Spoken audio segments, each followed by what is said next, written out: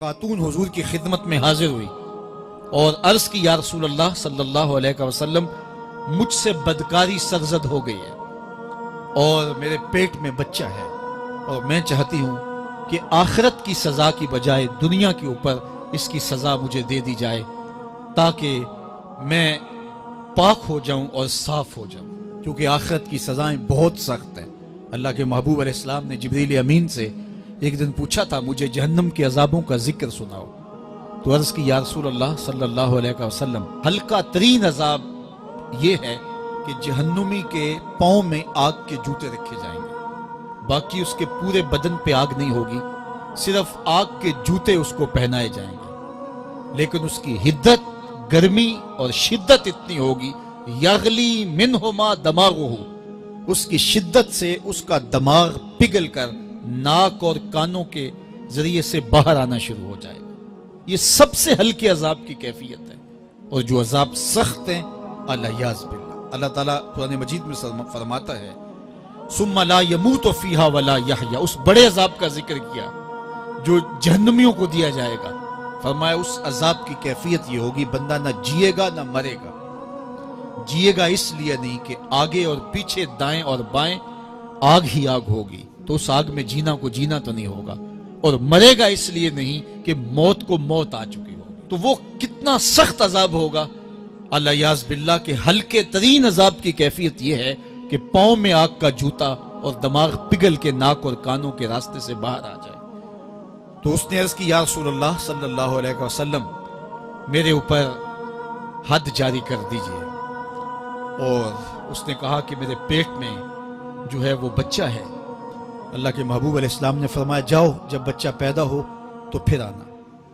وہ چلی گئی، تو جب بچہ پیدا ہوا تو گود میں اٹھائے پھر حضور کی خدمت میں حاضر ہوئے اور عرض کی یا رسول اللہ یہ ہے بچہ جو میں نے گناہ کیا تھا، بدکاری کی تھی، آج یہ اس کی نشانی ہے۔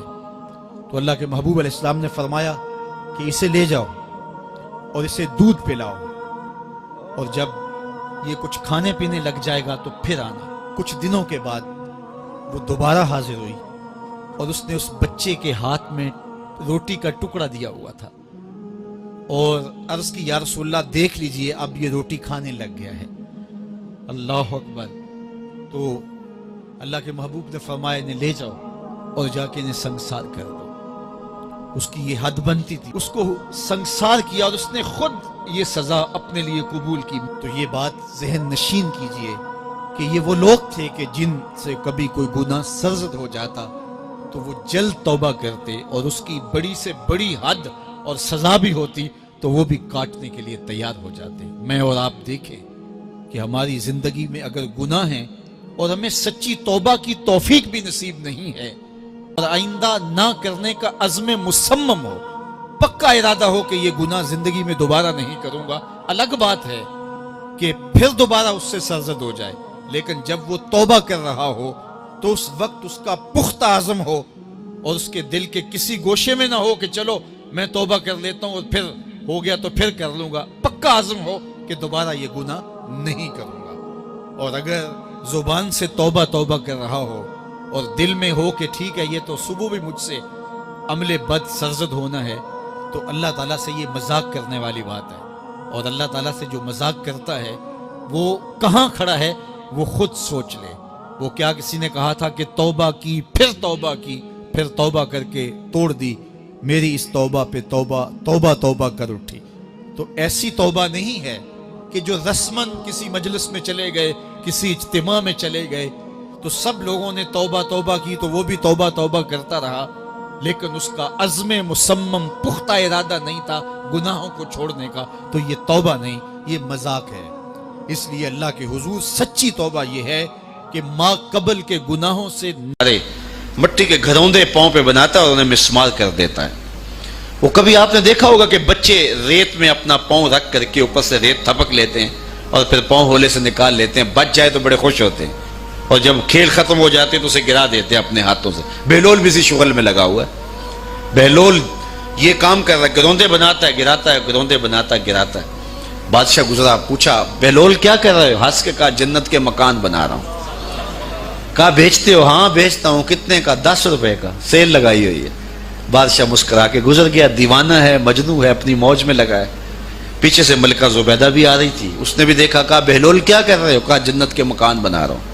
کہا بیچتے ہو؟ ہاں 10 روپے کا بیچتا ہوں. 10 روپے بادشاہوں کے لیے کیا ہوتے ہیں؟ 10 درہم نکالے، اس کو دیے، اس نے دریائے دجلہ میں پھینک دی. فقیر اتنی دیر تک فقیر نہیں بنتا. داتا صاحب فرماتے جب تک مٹی کا ڈھیلا اور سونے کی ڈلی اس کی نظر میں برابر نہیں ہو جاتا.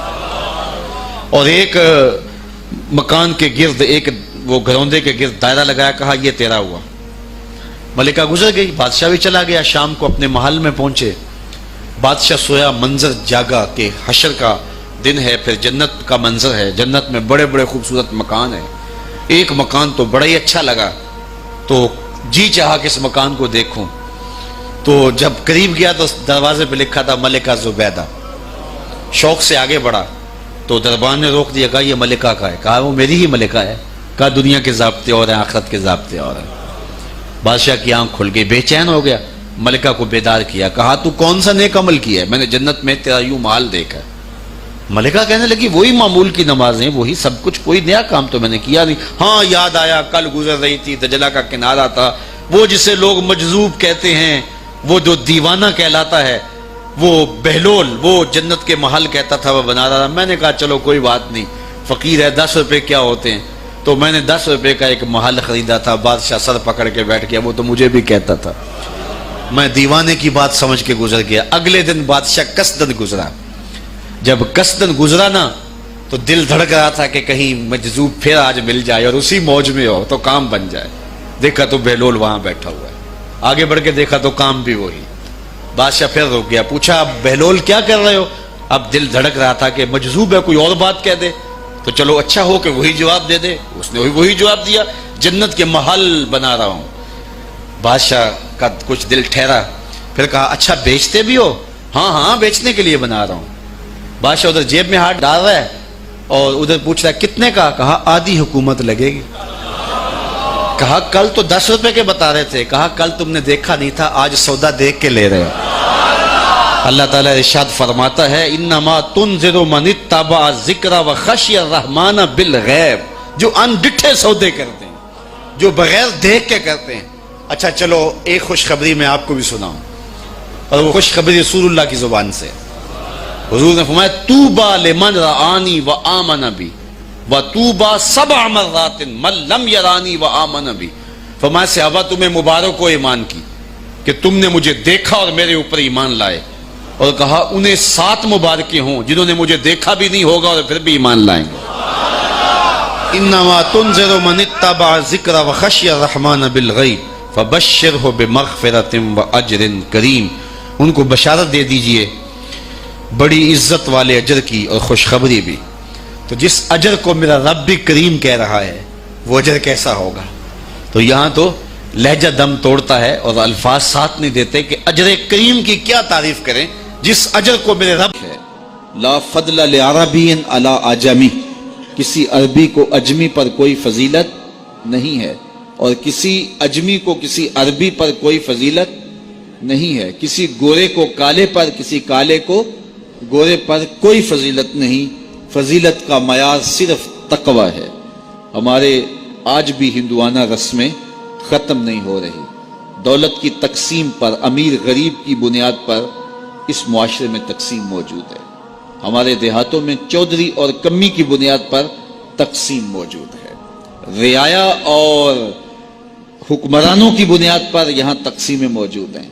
لیکن میرے اور آپ کے آقا و مولا نے قیامت تک آنے والی انسانیت کے لیے جو منشور دیا وہ یہ تھا کسی عربی کو اجمی پر کوئی فضیلت نہیں، کسی اجمی کو عربی پر کوئی فضیلت نہیں، کسی گورے کو کالے پر کوئی فضیلت نہیں. چونکہ کالے رنگ بھی اللہ نے بنائے ہیں، گورے رنگ بھی اللہ نے بنائے. حکیم لقمان رنگ کے کالے تھے اور صورت اچھی نہیں تھی. تو کسی نے ان سے پوچھا کہ آپ اتنے بدصورت کیوں ہیں؟ تو حکیم لقمان نے کیا جواب دیا؟ کہا آپ شکل میں نقص نکال رہے ہیں یا شکل بنانے والے میں نقص نکال رہے ہیں؟ تو وہ خاموش ہو گیا. اللہ اکبر.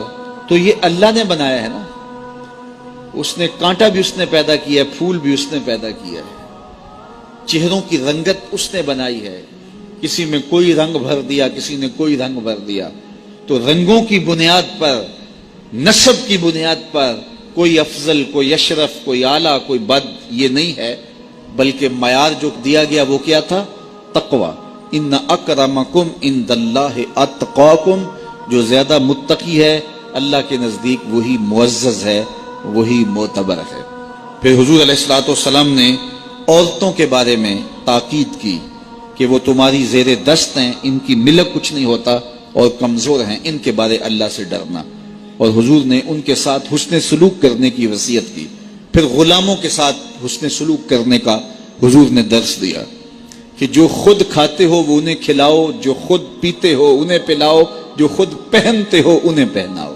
بعض لوگ ملازم کو, ماتحت کو جو ہیں وہ ہلکے کپڑوں میں کسن رکھتے ہیں تاکہ پتہ چل جائے کہ یہ غلام ہے, یہ ملازم ہے اور ہم باس ہیں. حضور علیہ الصلوۃ والسلام نے ان 3 چیزوں کی تاکید کی.